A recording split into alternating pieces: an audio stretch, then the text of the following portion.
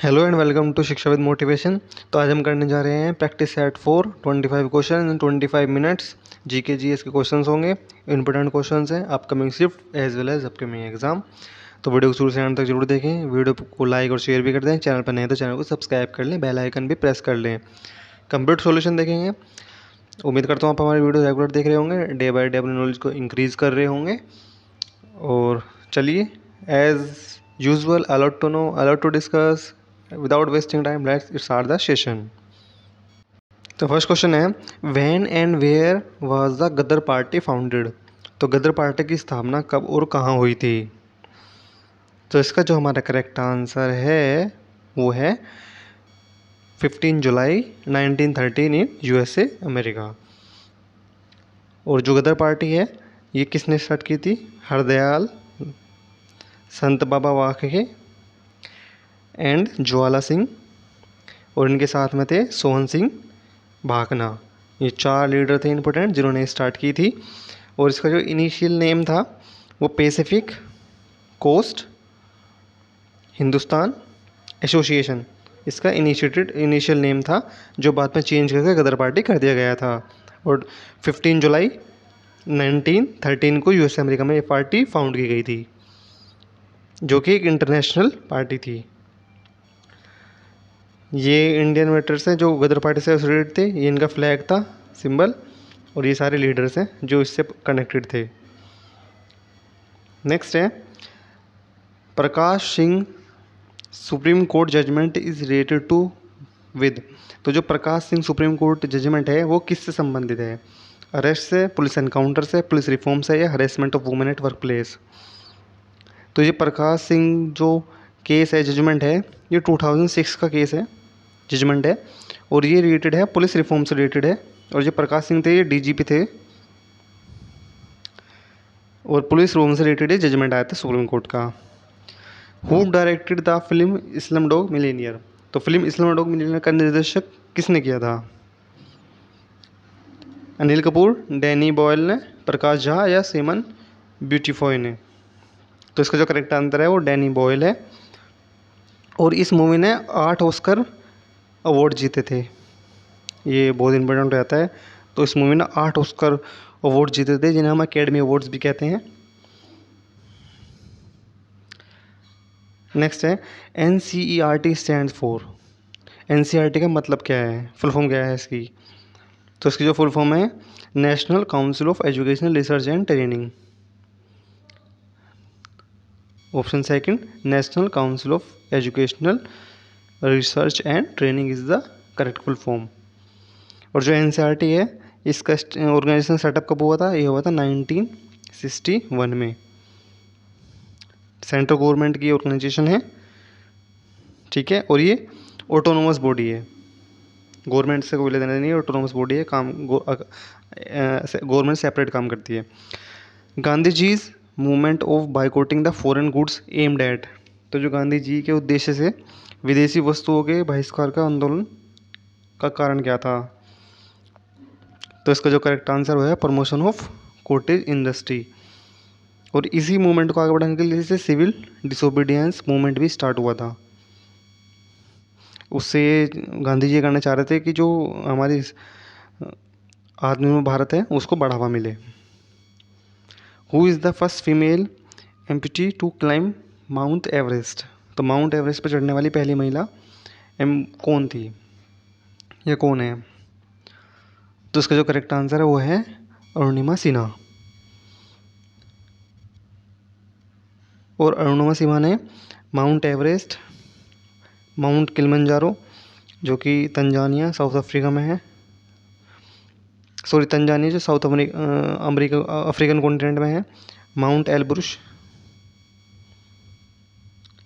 Mount किशुको जो कि Australia में है, माउंट एकानगुआ जो कि साउथ अमेरिका में है, प्लस माउंट देनेली जो कि नॉर्थ अमेरिका में है, और माउंट विंसन। ये सारी इन्होंने क्लाइम की हैं, जितनी माउंटेन्स हैं इन्होंने सारी क्लाइम की हैं। इनका नाम है अरुणिमा सिन्हा। विच of the following bills must be pass by the each house of the Indian parliamentary separated by special majority. तो भारतीय संसद के प्रत्येक सदन द्वारा निम्नलिखित में कौन सा विधायक विशेष बहुमत से अलग किया जाना चाहिए। तो कौन सा बिल होगा, तो वो होगा कॉन्स्टिट्यूशन अमेंडमेंट बिल, संविधान संशोधन विधेयक। ये दोनों ही हाउस से पास होना ज़रूरी है। नेक्स्ट है, who was the prime minister of India just before the doctor Manmohan Singh. तो डॉक्टर मनमोहन सिंह से ठीक पहले भारत के प्रधानमंत्री कौन थे। तो इसका जो करेक्ट आंसर है वो है आई के गुजराल। और जो इनका टाइम पीरियड है वो है 1997 से 2004, और 2004 से 2014 तक कौन रहे, डॉक्टर मनमोहन सिंह।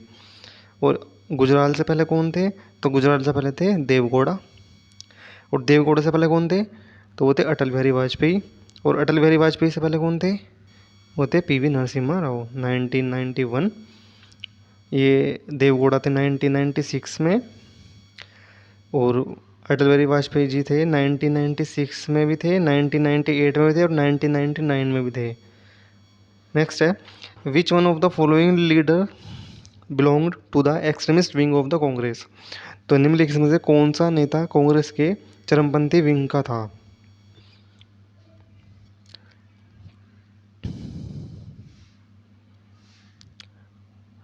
तो इसका जो करेक्ट आंसर है वो है अरबिंदो घोष। अरबिंदो घोष के साथ कौन कौन थे, एक तो बिपिन चंद्र पाल थे, लाला लाजपत राय, बाल गंगाधर तिलक, ये सब एक्सट्रीमिस्ट ग्रुप से रिलेटेड थे। Which of the following state is considered India's most flood prone state. तो निम्नलिखित में से कौन सा राज्य भारत का सबसे अधिक बाढ़ वाला राज्य माना जाता है। तो इस इन ऑप्शन के अकॉर्डिंग जो करेक्ट आंसर है वो है बिहार है। बिहार के अलावा ऑप्शन में वेस्ट बंगाल भी है, आंध्र प्रदेश भी है, उड़ीसा भी है, उड़ीसा के साथ केरला, केरला के साथ हरियाणा का कुछ पार्ट, असम और यूपी। ये सारे India's most flood prone states हैं। नेक्स्ट है, at the second round table conference the Indian National Congress was represented by. तो दूसरे गोल में सम्मेलन में भारतीय राष्ट्रीय कांग्रेस का द्वारा प्रतिनिधित्व किया गया था। तो किसके द्वारा किया गया था, ये थे महात्मा गांधी जी। महात्मा गांधी के साथ और सरोजिनी नायडू भी थी जी, सरोजिनी नायडू, मनमोहन मदन मोहन मालवीय भी थे, ज्ञान शाम दास भी थे इनके साथ में, और मोहम्मद इकबाल भी थे, मिर्जा इस्माइल भी थे एक, वे भी थे, और सैयद इमाम भी इसमें पार्ट किए थे। तो ये सारे नाम आप याद रख सकते हैं, एग्जाम में पूछ सकते हैं कौन कौन थे, तो आप याद रखें। Who among the following is the author of the book मुद्रा राक्षना। तो मुद्रा राक्षना किसकी पुस्तक है, किसकी बुक है, तो ये लिखी है विशाख दत्त ने। तो विशाख दत्त की बुक है ये आप देख सकते हैं, मुद्रा रक्षा द साइनेंट रिंग इसका नाम है, और संस्कृत लैंग्वेज में लिखी गई बुक है ये, संस्कृत लैंग्वेज में। और किसके टाइम एसेंट में लिखी गई है, चंद्रगुप्त मौर्य जो किंग थे उनके एसेंट में ये बुक लिखी गई है। जो जो लिखी है इन्होंने विशाख दत्त ने, विशाख दत्त जो थे इनके ही दरबार में थे ये, चंद्रगुप्त मौर्य के किंग के। The 44th amendment in the constitution of India remove which of the following right from the category of fundamental right. तो भारत के संविधान में 44वें संशोधन ने कौन से अधिकारों को मौलिक अधिकारों की श्रेणी से हटा दिया था। तो करेक्ट आंसर है राइट टू प्रॉपर्टी। अब ये राइट टू प्रॉपर्टी कौन से आर्टिकल में है, तो 300A में है। कौन से अमेंडमेंट से, तो 44 अमेंडमेंट से हुआ था। कब हुआ था, इसका ईयर है 1978। और इसी अमेंडमेंट को मिनी कॉन्स्टिट्यूशन भी कहा जाता है।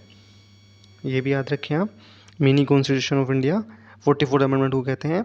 और जो राइट टू प्रॉपर्टी का एक्ट था, जो पहले फंडामेंटल राइट था 1978 में, उसके बाद से 300A में ये कॉन्स्टिट्यूशन राइट हो गया है। www.discovery.com is an example. तो ये किस चीज़ का एग्जाम्पल है, क्या है ये उदाहरण है? ये है वेबसाइट, ये एक वेबसाइट है http://www, ये एक वेबसाइट है। Vishnupad temple is situated in, तो विष्णुपद टेम्पल कहाँ पे सिचुएटेड है? तो ये है गया, बिहार में। नेक्स्ट है Ziradei the birth place of doctor Rajendra Prasad comes under which district of Bihar. तो जो जीरादाई है, जो डॉक्टर राजेंद्र प्रसाद जी का जन्म स्थान है बिहार में, किस जिले के अंतर्गत आता है? तो यह आता है डिस्ट्रिक्ट सिवान, सिवान डिस्ट्रिक्ट से आता है। और इनका बर्थ कब हुआ था? तो इनका बर्थ हुआ था December 3, 1884 को जीरादई प्लेस पे, और जो सिवान बिहार डिस्ट्रिक्ट का पार्ट है। नेक्स्ट है in the case of disagreement on A bill in the two houses of parliament. जब एक विधेयक पर असहमति के मामले में पिछले के दो सदनों में डिसएग्रीमेंट हो जाता है, तो फिर क्या सॉल्यूशन निकलता है? A special parliamentary committee is form to resolve the solution, the prime minister intervenes, the president cast a deciding vote, या फिर a joint sitting of the two houses of the parliament is convened. तो क्या answer है इसका? जो correct answer हुआ है 4, option 4, joint sitting of the two houses parliament is convened, यानी दोनों सदनों की संयुक्त बैठक बुलाई जाती है। जो बैठक होती है, इसको जो समन करते हैं वो प्रेसिडेंट करते हैं, लेकिन जो इसके प्रेसाइडिंग ऑफिसर होते हैं वो लोकसभा के जो हेड होते हैं वो इसके प्रेसिडिंग ऑफिसर होते हैं। और राज्यसभा और लोकसभा दोनों का जॉइंट सिटिंग होती है। और ये जो प्रोविज़न लिखे हुए हैं जॉइंट सिटिंग के, ये लिखे हैं आर्टिकल 108 में। ये भी याद रखिए, जॉइंट सिटिंग का जो प्रोविजंस है वो आर्टिकल 108 में है। नेक्स्ट क्वेश्चन है 1 बाइट कंसिस्ट ऑफ, एक बाइट मिलकर बनाता है।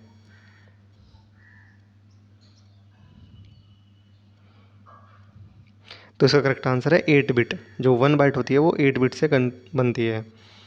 ये देख सकते हैं byte conversion chart. 1 bit 1 bit होती हैं, एक बाइट में 8 बिट्स होती हैं। 1 किलो बाइट में 1024 बाइट्स होती हैं।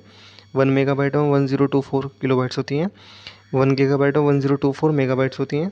1 टेराबाइट में 1024 गीगा बाइट होती हैं। और एक पेटाबाइट में 1020 टेराबाइट होती हैं। ये आप देख सकते हैं।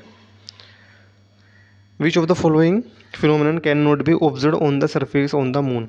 तो निम्नलिखित में से कौन सी घटना चंद्रमा पर सतह पर नहीं देखी जा सकती? तो जो सरफेस है मून के सरफेस, कौन सी इसमें से इंसिडेंस नहीं देख सकते आप? Rising and setting of the sun, solar eclipse, twinkling of star, या मोशन ऑफ कॉमेट्स। तो कौन सा नहीं देख सकते? धूमकेतु की गति, तारों का टिमटिमाना, सूर्य ग्रहण, या सूर्य का उदय या अस्त होना। तो इसका जो करेक्ट आंसर है वो है twinkling of star you can not observe on the surface of moon, क्योंकि atmospheric refraction is responsible twinkle of star. जो एटमॉस्फेरिक रिफ्लेक्शन होता है उसकी वजह से ही हमें ट्विंकल ऑफ स्टार दिखता है, जो कि मून की सरफेस पर ऑब्जर्व नहीं किया जा सकता, क्योंकि मून पे कोई एटमॉस्फेयर है ही नहीं। मून पे कोई एटमॉस्फेयर नहीं है। Due to this you can't observe twinkling of star on the surface of moon. मोम इज रिलेटेड टू विद, मोम किससे रिलेटेड है, या मोम का संबंध किससे है? तो मोम का जो संबंध है वह है Mars mission of ISRO. ISRO का जो मार्स मिशन था मंगलयान, उससे रिलेटेड है। नेक्स्ट है which chemical was an important symbol in India's struggle for freedom. तो भारत के स्वतंत्रता के संग्राम में कौन सा रसायन एक महत्वपूर्ण प्रतीक था? Sodium chloride, sodium iodide, aluminium nitrate, या एसिटिक एसिड। तो इसका जो करेक्ट आंसर है वो है सोडियम क्लोराइड। सोडियम क्लोराइड एक इम्पोर्टेंट सिंबल था इंडियन फ्रीडम में, because Mahatma Gandhi and his followers did Dandi march in the order to stop British government from increasing the price of common salt use by daily people. वो लोग price बढ़ा रहे थे नमक का, तो उसको देखते हुए गांधी जी ने दांडी मार्च स्टार्ट किया, जिसमें सोडियम क्लोराइड ने एक इम्पोर्टेंट पार्ट रोल प्ले किया। तो इस वजह से तो केमिकल है, ये सिंबल है, इंडियन फ्रीडम स्ट्रगल में एक इम्पोर्टेंट रोल सिंबल प्ले किया है। नेक्स्ट है, which one of the following is not launch by present central government. तो वर्तमान में केंद्र सरकार द्वारा निम्नलिखित में से कौन सा लॉन्च नहीं किया गया है? स्वच्छ विद्यालय, Yamuna action plan, make in India या क्लीन इंडिया मिशन। तो इनमें से कौन सा ऐसा लॉन्च है जो प्रेजेंट गवर्नमेंट ने नहीं किया है? तो इसका करेक्ट आंसर है यमुना एक्शन प्लान। स्वच्छ विद्यालय, make in India, clean India mission, ये सब इसी जो प्रेजेंट गवर्नमेंट है, बीजेपी गवर्नमेंट ने चलाए हैं, लेकिन ये यमुना एक्शन प्लान ये बीजेपी गवर्नमेंट ने नहीं स्टार्ट किया था। Hirakud dam is in which river. जो हीराकुंड डैम है किस नदी पर है? तो यह महानदी। कहाँ पे? उड़ीसा में। और ये वर्ल्ड का stand is long majestic across, मतलब ये लॉन्गेस्ट अर्थ हैंड डैम है वर्ल्ड का, सबसे बड़ा डैम है ये। When it is noon I S T at India the time at Greenwich London will be. तो जब यहाँ भारत में दोपहर आई एस टी है तो ग्रीनविच लंदन में समय क्या होगा? तो इसका जो करेक्ट आंसर है वो है 6:30, या तो इवनिंग 6:30 हो रही होंगे या मॉर्निंग 6:30 हो रहे होंगे, बिकॉज वी आर +5:30, जो इंडिया का टाइम होता है वो 5.5 घंटे आगे होता है। ठीक है।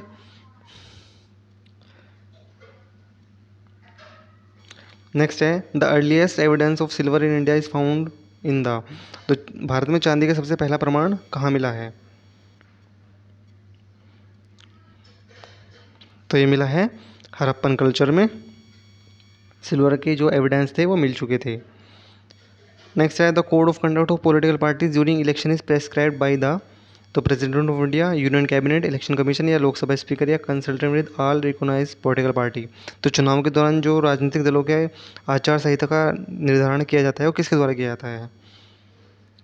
तो ये मॉडल कोड ऑफ कंडक्ट होता है, ये करता है इलेक्शन कमीशन, मीन्स चुनाव आयोग। Virus of bird flu is known as. तो बर्ड फ्लू के विषाणुओं को भी कहा जाता है, इनका सेकंड नेम क्या है? तो इन्हें कहते हैं H5N1।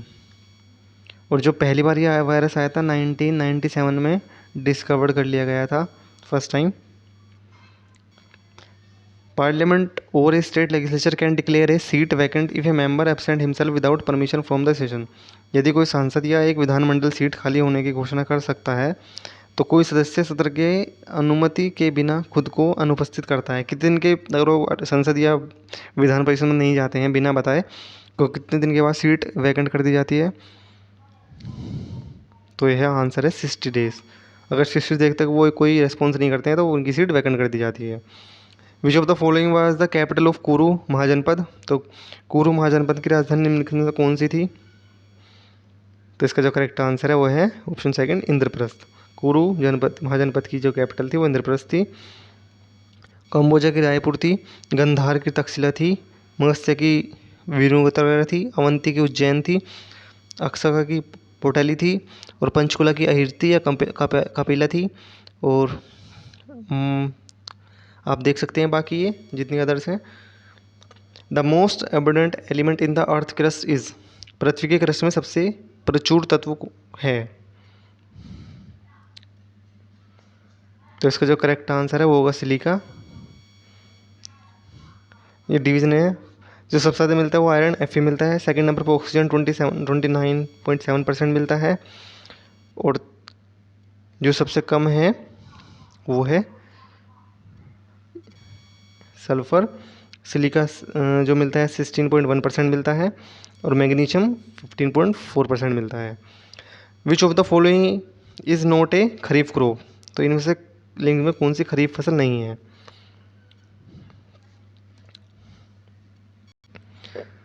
तो इसका करेक्ट आंसर है बारले। जो बारले है वो खरीफ नहीं है, वो रबी क्रॉप है। बाकी राइस, मीज़, कॉटन ये सब खरीफ क्रॉप है। रबी क्रॉप में मस्टर्ड, बारले, ग्राम ये सब रबी क्रॉप है। नेक्स्ट है, out of the following remains excavated in Indus Valley? Which one indicates the commercial and economic development? तो निम्नलिखित में से कौन से सिंधु घाटी में खुदाई की गई जिसमें एक वाणिज्यिक और इकोनॉमिक विकास की इंगित करता है? तो इसका करेक्ट आंसर है सील्स। ये सील्स जो थी ये कमर्शियल और इकोनॉमिक डेवलपमेंट को इंडिकेट करती थी इंडस वैली सिविलाइजेशन में। Gypsum is an organic of, gypsum किसका आवश्यक है? तो ये है कैल्शियम का। कैल्शियम का केमिकल सिंबल होता है Ca और उसका केमिकल फॉर्मूला होता है CaSO4 2H2O। ये इसका केमिकल फॉर्मूला होता है। विच of the following is use for killing rats? तो रैट्स को किलिंग करने के लिए कौन सा यूज़ किया जाता है? तो ये कहता है जिंक फोस्फाइड। इसको हम वाइट फोस्फोरस भी कहते हैं, जो रैट को किल करने के काम में आता है। नेक्स्ट है the Indian king who oppose Alexander. तो सिकंदर का विरोध करने वाला भारतीय राजा कौन थे? तो वो थे पोरस, जिनके साथ हाइडिस्पीस का युद्ध हुआ था। कब हुआ था? 326 BC में। और हाइडिस्पीस को क्या कहते हैं? झेलम, जिसे आज झेलम के नाम से जाना था, झेलम रिवर। तो वो झेलम नदी के किनारे वो युद्ध हुआ था। विच of the following is not an isotopes of hydrogen? इसमें से हाइड्रोटोप का आइसोटोप कौन सा नहीं है हाइड्रोजन का? तो जो है yttrium. Yttrium is not the isotope of hydrogen. Which of the following is not an input device? तो निम्नलिखित में से कौन सा एक इनपुट डिवाइस नहीं है?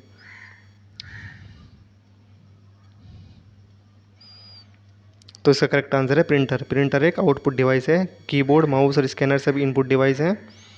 तो these are input device: keyboard, microphone, USB pen drive और mouse. What was the name of Buddha's charioteer? तो बुद्धा के सारथी का नाम क्या था? तो इसका जो करेक्ट आंसर है वो है चन्ना। चन्ना बुद्धि के सारथी के नाम से जाने जाते हैं। Which of part of the Indian constitution deals with the directive principle of the state policy? तो भारतीय संविधान का कौन सा हिस्सा राज्य के निर्देशक सिद्धांतों से संबंधित है? तो कौन से पार्ट में आते हैं? तो पार्ट 4।